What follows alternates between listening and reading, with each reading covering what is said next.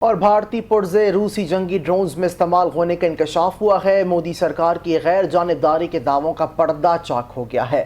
مودی سرکار روس کو جنگی سامان بیچ کر یوکرین کی بربادی سے منافع کمانے میں مصروف ہے۔ مودی سرکار عالمی امن کے دشمن بھارتی پرزوں کی تیاری روسی ڈرونز یوکرینی شہریوں پر حملہ آور ہیں۔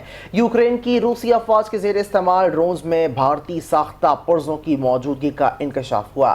عالمی خبر رساں ادارے رائٹرز کی رپورٹ کے مطابق یوکرین نے روسی ڈرونز میں بھارت سے حاصل کردہ پرزے دریافت کیے۔ یہ انکشاف صدارتی چیف آف اسٹاف اندری یرماک نے ٹیلی گرام پر کیا ہے۔